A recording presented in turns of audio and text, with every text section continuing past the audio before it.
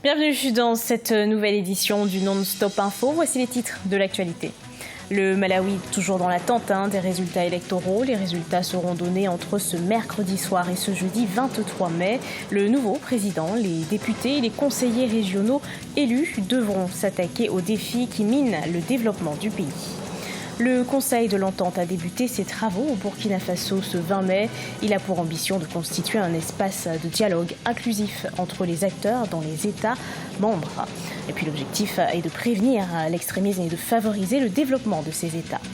Au Sénégal, des performances sont à noter dans le secteur portuaire. Au cours de l'exercice 2018, le port autonome de Dakar a réalisé un bénéfice net de 6,3 milliards de francs CFA, une augmentation de 342% en un an.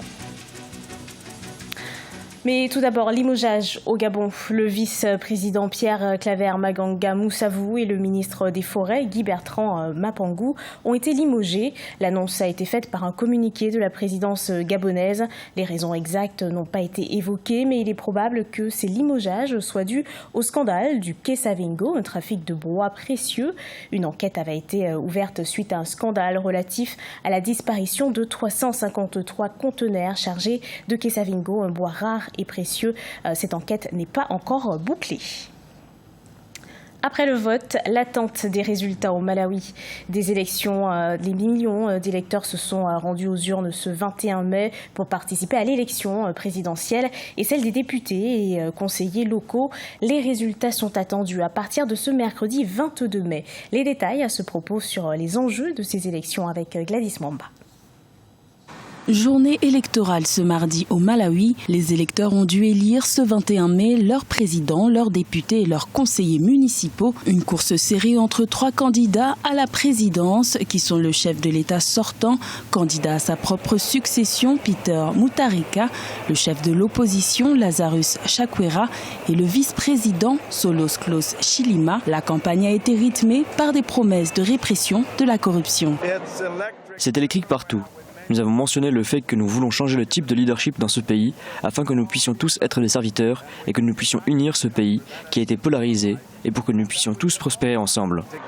La jeunesse a un poids électoral considérable dans ces scrutins. Les moins de 35 ans représentent plus de la moitié des 6,8 millions d'électeurs.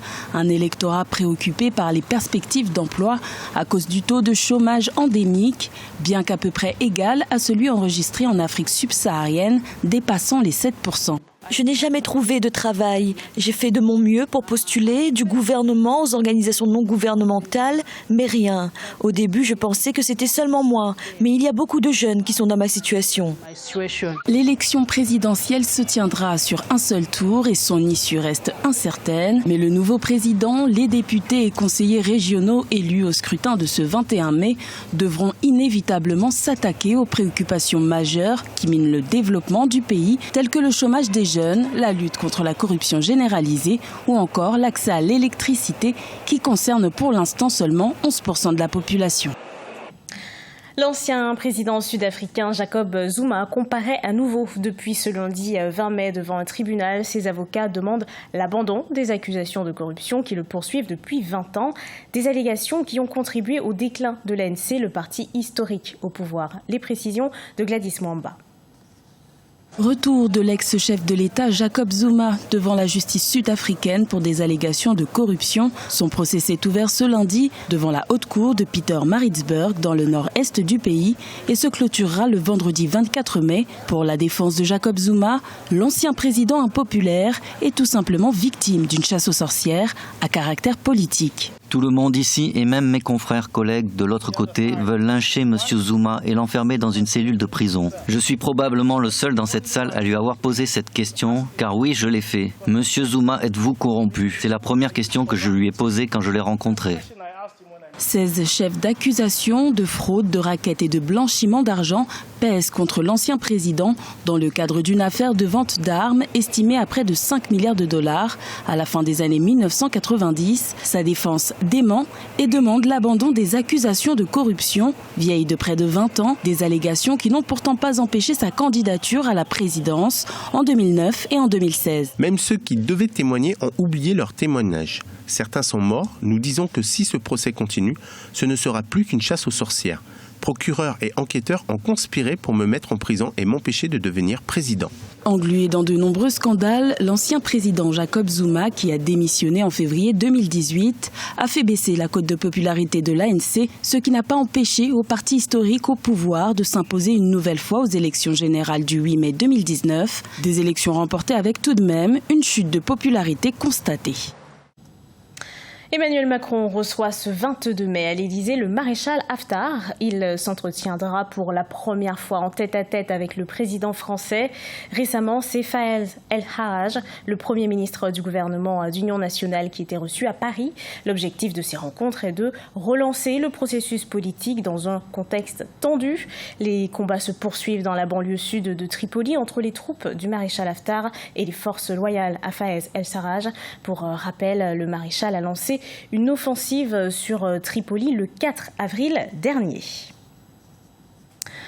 Prévenir et combattre l'extrémisme, c'est l'ambition du Conseil de l'Entente qui réunit la Côte d'Ivoire, le Niger, le Bénin, le Togo et le Burkina Faso. Le Conseil a débuté ses travaux ce 20 mai et compte relever les défis que représentent la sécurisation et le développement des zones périphériques au sein des États. Reportage à ce propos de notre correspondant Jean-Paul Ouedraogo.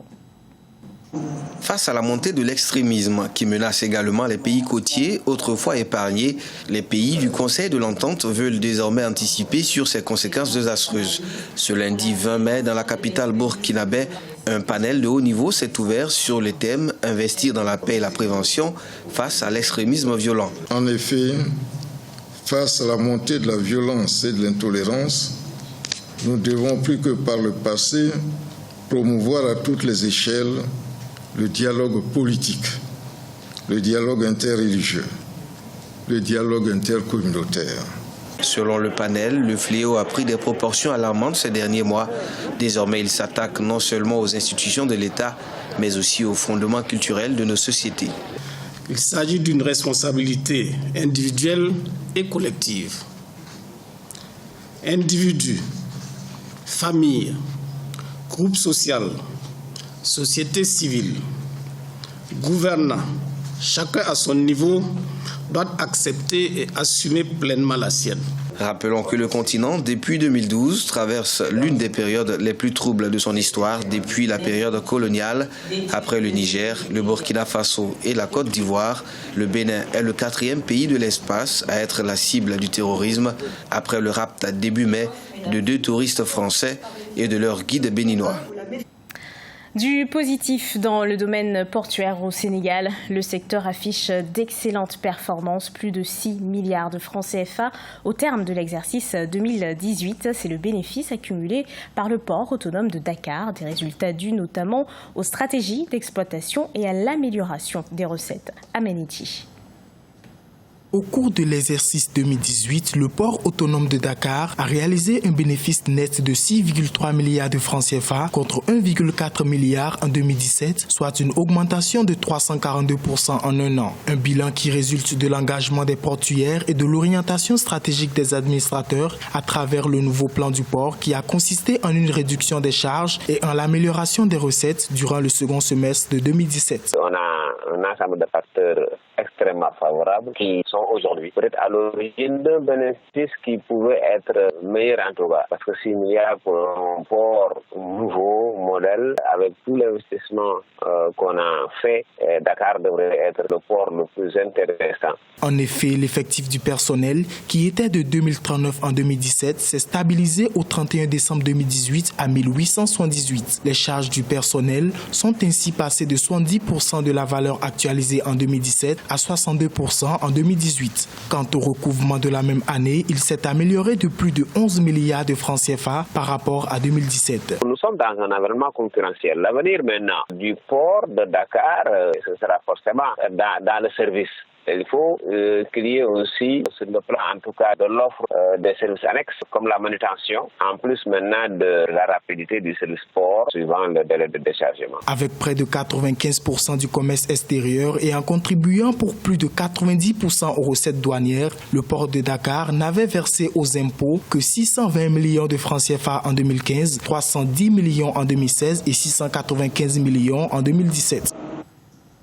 Ce journal a été préparé par l'ensemble de la rédaction. Merci à vous de l'avoir suivi et retrouvez dans un instant une nouvelle édition de l'actualité sur Africa 24.